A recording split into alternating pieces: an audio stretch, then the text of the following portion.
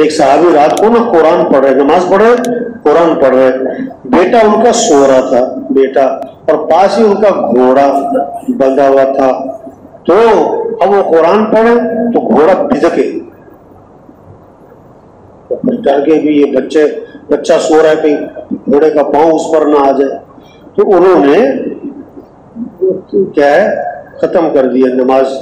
تو دیکھا کہ ایک بادل سا ہے آسمان کی طرف اٹھتا جا رہا ہے، نور نور سا ہے، نور.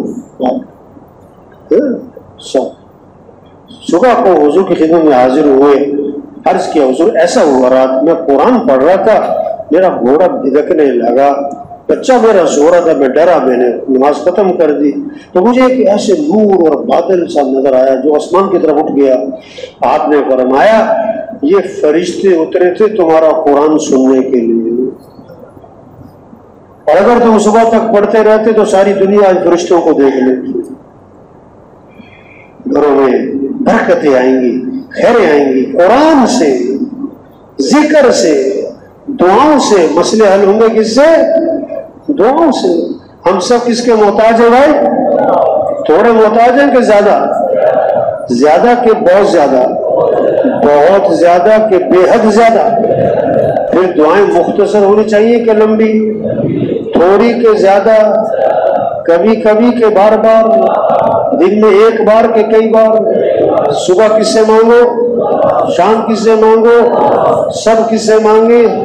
حدیث میں آتا ہے تسمہ بھی ٹوٹ جائے تو کس سے مانگو؟ ایک اللہ کی ذات ہے جس سے مانگو تو کیا ہوتا ہے؟ خوش، نہ مانگو تو ناراض. ہم سب محتاج ہیں، اور سمد کون؟ اللہ. ہم سب فقیر ہیں، غنی کون؟ اللہ. ہم سب مانگنے والے، اور عطا کرنے والا کون؟ اللہ. اللہ سے مانگو. حدیث میں آتا ہے اللہ کو پسند ہے کہ اللہ سے مانگا جائے، اللہ کو پسند ہے اللہ سے مانگا جائے. ہمارے مسئلوں کا حل دعائیں ہیں، اس لیے کتنی دعائیں ہیں صبح کی شام کی. ایک صحابی آپ نے دیکھا، فرمایا تم مجھے پریشان لگ رہے ہو. عرض کی حضور میں واقعی بہت پریشان ہوں، پریشانیاں ہیں، قرضے چڑھے ہوئے. آپ نے فرمایا میں تمہیں دعا بتاتا ہوں پریشانیاں بھی دور ہوں، قرضے بھی ادا ہوں، کہ یہ پڑھا کرو اللہم انی اعوذ بک من الہم والحزن واعوذ بک من العجز والکسل واعوذ بک من الجبن والبخل واعوذ بک من غلبۃ الدین وقہر الرجال. یہ 8 چیزوں سے پناہ مانگی صبح کی دعاؤں میں، شام کی دعاؤں میں، 3 دفعہ صبح 3 دفعہ شام. تو صحابی فرماتے میں یہ دعا پڑھتا رہا، میری پریشانیاں بھی دور ہو گئی، میرے قرضے بھی ادا ہو گئے.